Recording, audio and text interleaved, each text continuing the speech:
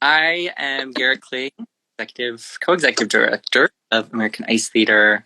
I'm so honored to have the privilege to speak with Jada Gossett today. She is an adult skater, content creator, social justice advocate, and soon to be a graduate with a social work degree at Temple University. So when do you have time to sleep, Jada? I don't know with that resume. I don't. Honestly, I don't. I think this week, which I don't have any more classes and I'm just doing assignments. So, yeah, the last 3 months, I don't think I've slept. So, yeah, that's how. Well, you're amazing. Today's chat is about cultural appropriation in figure skating, and we have approximately 30 minutes to solve this issue. No, with all seriousness, we're just gonna, peek in. We're just gonna open the lid a little bit. We're gonna just discuss how this is an important issue and something that I think the figure skating world needs to interact with more and connect with. So, first of all, Jada, what exactly is cultural appropriation? Yeah, so I think cultural appropriation is something that we've talked about a lot, specifically in social work and also just in the general like social political discourse. And so there's a lot of definitions, but like I like to think of it as like the general like misappropriation of cultural facets, particularly when you consider oppressed cultures, especially in the West, because we encounter lots of different folks in lots of different ways. So really cultural appropriation is just unfairly portraying and taking aspects of culture without really taking into consideration all of what that means, succinctly. And how would you see that play out in figure skating, or can you give an example of how we see cultural appropriation play out in a figure skating program? Yeah, so I think figure skating, unfortunately, it's very easy to appropriate culture, and particularly in the sport, because, well, like one, a lot of competitive programs are kind of constrained in how they can portray things in like a few minutes depending on your level. So the main way that I see cultural appropriation in figure skating is usually through like very crude examples of like hand movements and like choice of music. So for example, if you were to do like, I don't know, you really love like Hawaiian culture. You're like, I love Hawaiians. I'm gonna go, listen to I'm gonna skate to a Hawaiian music track, and I'm gonna do hula. But you know, if you're not natively Hawaiian, or if you've never been to Hawaii, or whatever the case is, you've never necessarily studied it, it is very easy to toe the line of like taking parts of hula that are like stereotypical things you might see in like mainstream media, and put those in your program, and then that doesn't bode well for folks, particularly because Hawaiians have a long cultural history of oppression, and particularly the erasure of hula. So those are the kind of things you kind of don't want to do. And obviously, figure skating, you are limited in your movements. Typically, you can really only do things with your hands because of all of the things that are chock full into a program, regardless of if you're doing something more competitive or if you're just doing a creative piece. We're limited by what our skates can do. Obviously, dancers without skates on their feet have a lot more room to do other kinds of movements, so we are limited in that way. So I would say, yeah, that's like the most crude example of like culture appropriation in the realm of it applied to figure skating.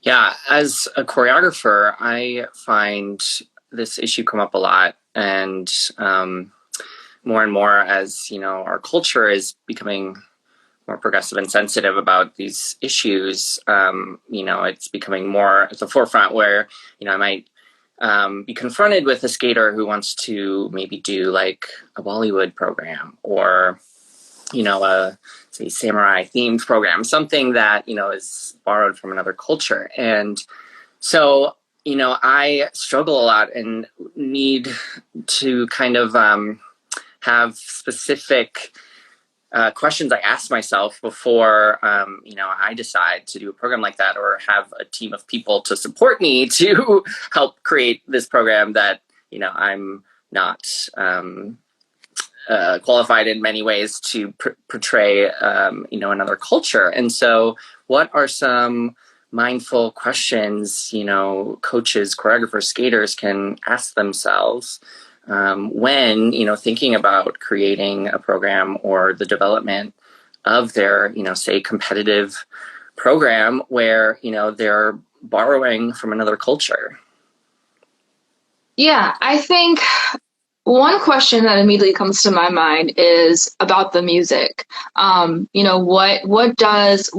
whether it's lyrics or just the background of the music, like what is the music, and is there a cultural significance to it?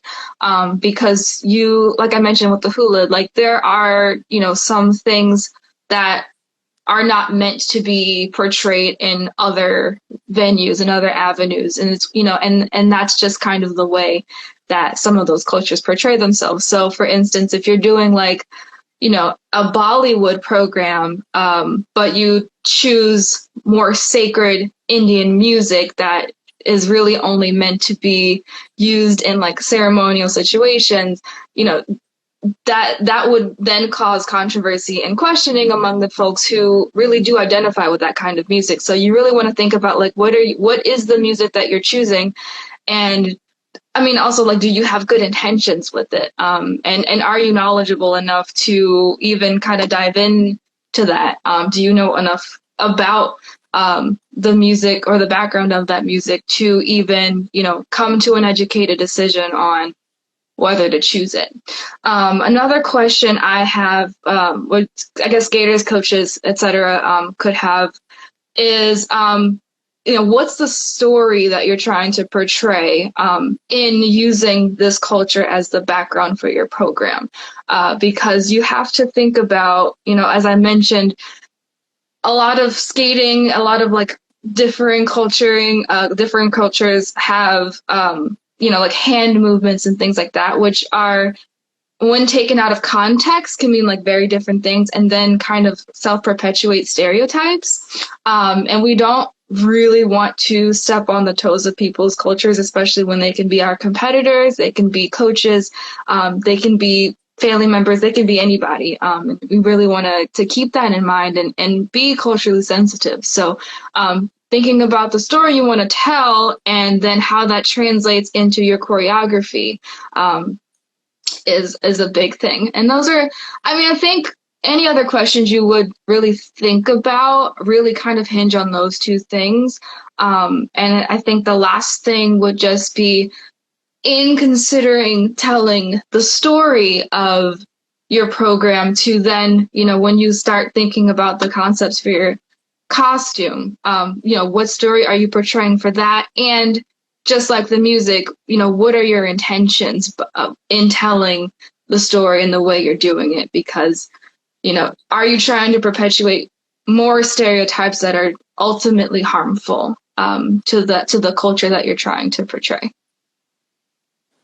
Well, I would love to now hear a little more insight about your own skating journey. And, when you, I think back in summer of 2020, wrote on your Instagram a post about cultural appropriation, and you kind of had an infographic of ways to avoid the pitfalls of cultural appropriating in figure skating. And I would love to hear a little bit more about how you got passionate about this topic and your skating journey, how you began, and your connection of figure skating and social justice. Yeah, so I got started skating in 2018, right after the 2018 Olympics, completely by accident. I didn't do that on purpose, but I just kind of fell into it. And, when I started, it was just very innocent. I was just like, this is a new sport. This is a new way to be active. This is great. But then obviously you start noticing that you're the only person of color on the ice, no matter what rink you end up at, no matter what city. And then that kind of started raising questions to me. And I noticed like there's, a general pattern among the type of people who end up figure skating. And around 2020, when I wrote that post, I was considering all of the ways that a lot of the topics around, George Floyd and all of the various like kind of racial elites, like a lot of conversation and discourse was stimulated by a lot of the events that happened in 2020, like just put it blank.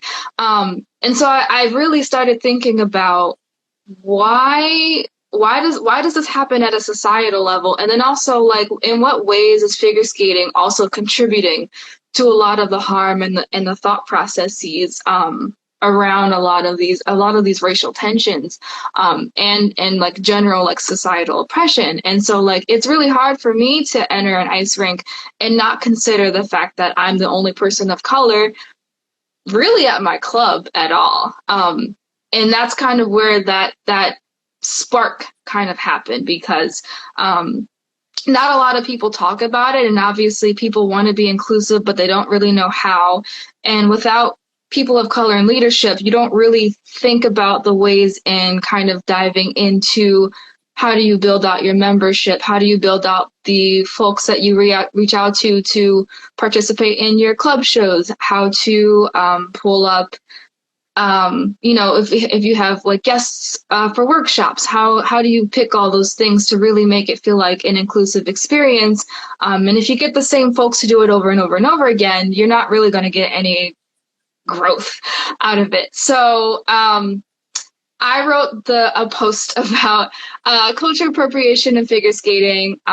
And my whole goal with that post was just to create a discussion, because I noticed that it really wasn't being talked about, or if it was being talked about, it was kind of a lot of people commenting on things that were kind of like very polarized. One camp was like, everything is cultural appropriation if you're not a part of that culture. And then the other side was, who cares, essentially. And because figure skating is an international sport, you also have to keep in mind that, like, yeah, there are some people who don't have that cultural context to have that level of sensitivity for other cultures that aren't their own, especially if you're in somewhere that's more homogenous.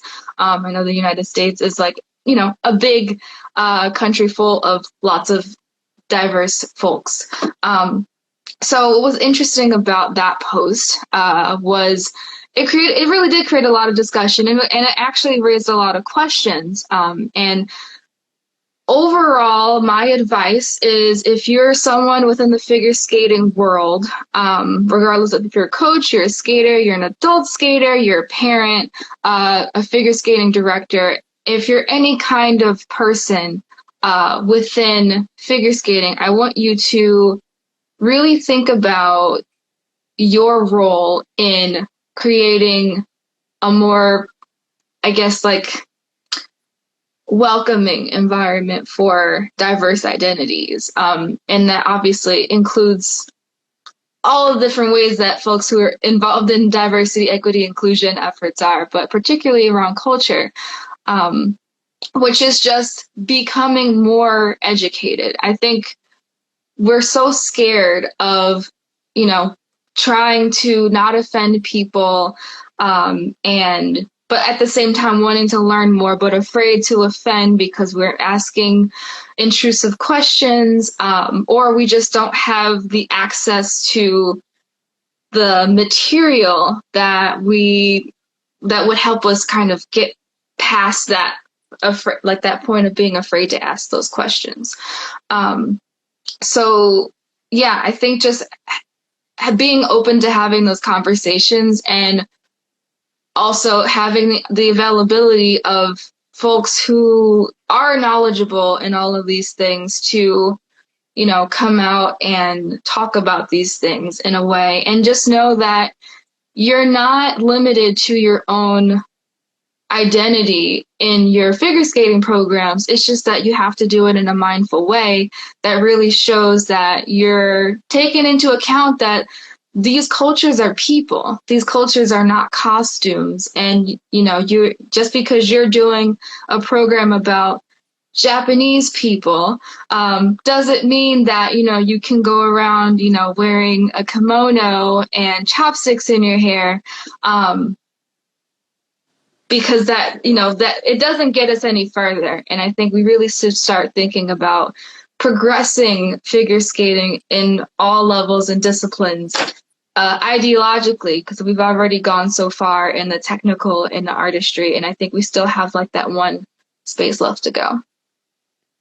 Yeah, well, and, you know, in terms of, you know, all the different disciplines in figure skating, you know, it is hard to portray a character, as you were saying, in like a very short amount of time, and in singles, and when you have 2.5 minutes, it's really hard to, you know, really be thoughtful about your theme when you have all these elements to do. But, you know, there are other disciplines like, you know, theater on ice, which is definitely more heavily based in a theme and developing that theme. And, you know, that's definitely a space where I feel like this education should be talked about more. And, you know, we still see it today where, you know, sometimes programs are not very mindful about, you know, the cultural sensitivities that we are talking about. And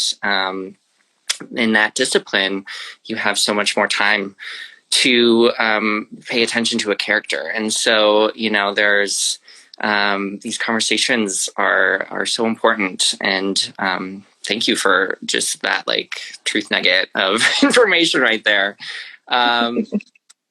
What, you know, this is a hot topic, a hot button issue. I was reading your comments, or people's comments from your post back, you know, back in 2020. And, you know, as you were saying, it's polarizing. And, you know, if we've put out a post about cultural appropriation, we get that same, you know, polarizing view, and it can turn into a dumpster fire of comments, and people are just like, you know, talking at each other. And then you're like, well, was that worth it? Because now everyone is just a big pile of doom. So first of all, why do you think it's such a hot button issue for people? And, you know, how can we have more thoughtful conversations around it without people getting so heated or triggered by these important conversations?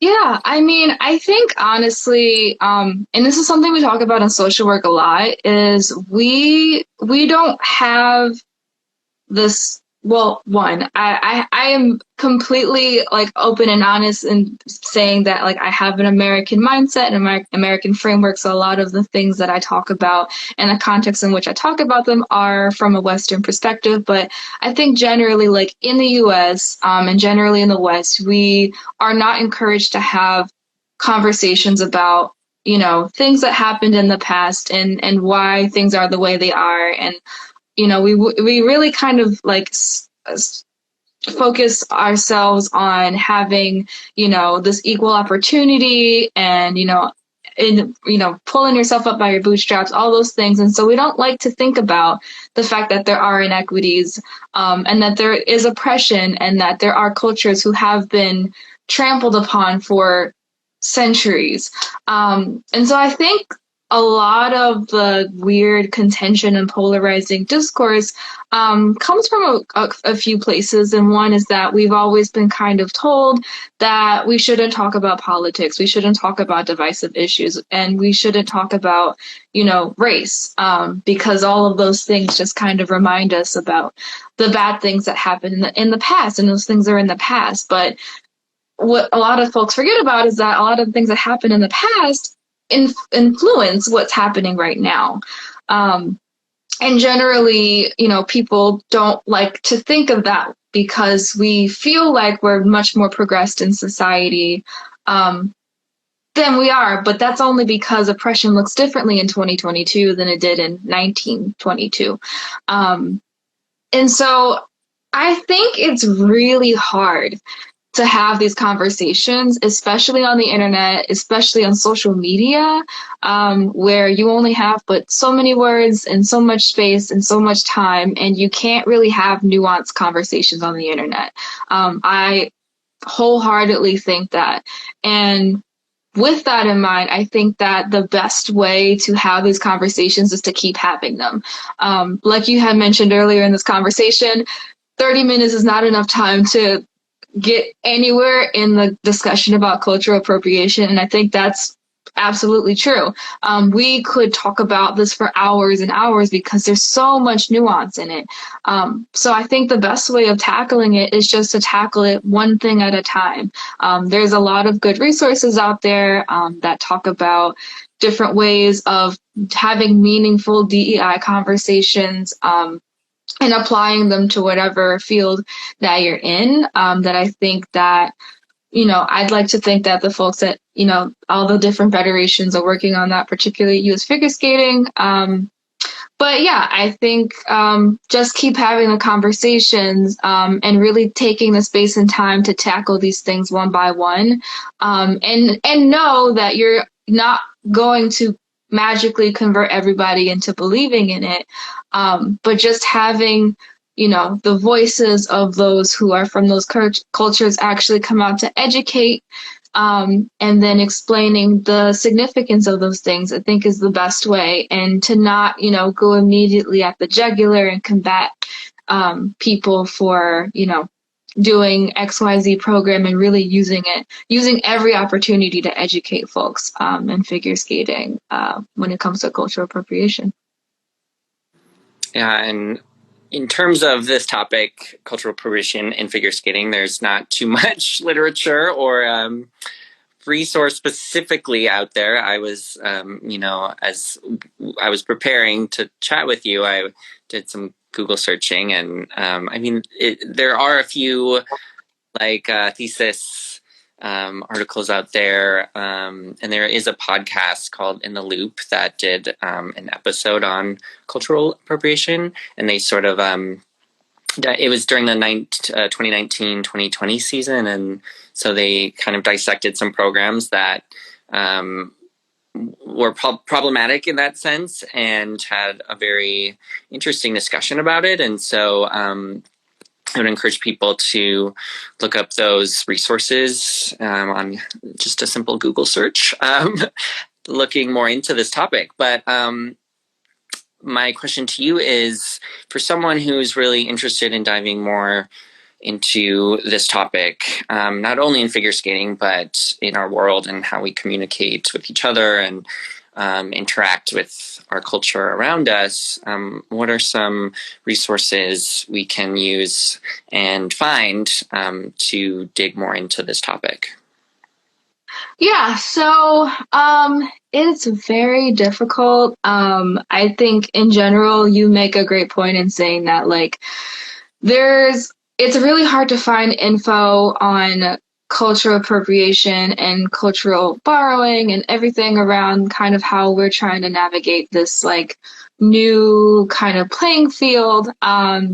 So rather than giving you a specific resource, because I do want to encourage people to maybe look out into more concepts rather than specific authors, only because I think that because the landscape is changing so much, I don't want to give out the wrong information, especially because a lot of books and a lot of websites and a lot of sources get outdated very quickly in this very fast society. So I would encourage people to look into the concept of cultural humility as a beginning process of starting to understand how you interact with the world and its various cultures and people, especially if you live somewhere diverse like the United States.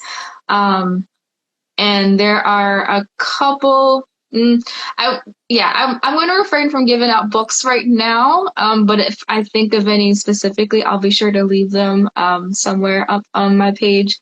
But I definitely think like looking into the concept of cultural humility is a great first step into starting to understand this large spanning discussion on understanding how to appropriately borrow and portray cultures.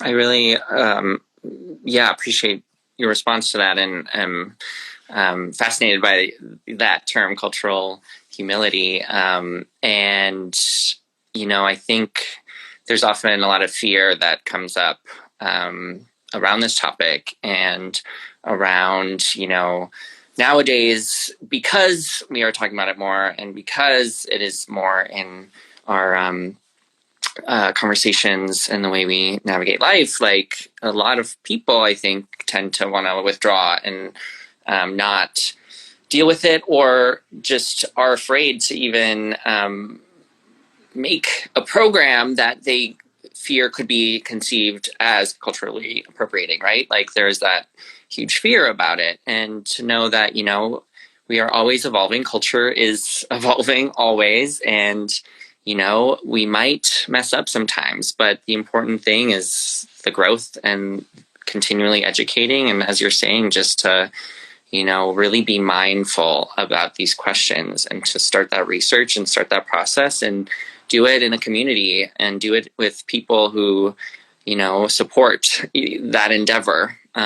Because, it can be scary doing it alone, and it can be scary doing it in, a place you might not feel supported. And so in one way, this internet is a good thing because we can communicate with more like-minded people and, connect with like this conversation, which has been just so wonderful. And I thank you, Jada, for your knowledge and expertise, and just for sharing. Again, just the very intro to this topic. I'm so grateful, and hopefully we'll be able to talk about it more and dig in more about this at a later time, because I feel like we're just starting this this discussion. But I guess my final question for you would be, moving forward in your skating and in your work and career path, like how do you envision skating to be more sensitive and more inclusive? And this is a broad question, I suppose, but in what ways, I guess, would you like to see skating change? Just maybe one example of how you'd like it to be a more inclusive space. Oh man, Garrett, this is a huge question. I would love to see, honestly, it would be great in general if we could see more diverse cultures representing themselves on the ice. That would be my way, and I know that's a very much larger topic than just cultural appropriation. But in terms of the folks who are already out on the ice, they're already out doing lovely competitions, and already so well ingrained in the sport. I would love to see. I'd love to see more support on the professional side. So that's coaches, choreographers, all the folks who are helping build skaters up in terms of building their performances, to have more education around this, because as much as it's helpful for the skaters to have that information, I think some of this really comes with age and maturity and experience in life. And you're not always going to be able to grab those nuances as a kid. And I know that skating is predominantly a younger sport. Adults are growing in popularity, but still not quite the dominant demographic of skating. So really just creating more opportunities within the professionals of the sport to have that basis so that they can, continue to give their students, their skaters, life lessons that it starts off as a conversation about why you can't do a certain program because of how it exploits XYZ. But then that transfers to other aspects of their lives, much like other skills in skating. So that's it. I think that's where I am. Beautiful answer. Everyone, please go follow Jada. She has great content, lots of really wonderful discussions she brings up in her account. So I encourage you all to give her a follow. And thank you, Jada, for being here once again. Just such a pleasure to chat with you. And thank you all for watching and sharing your Monday night with us. So until next time, thank you so much, and we'll see you later. Thanks for having me. Thank you. Bye.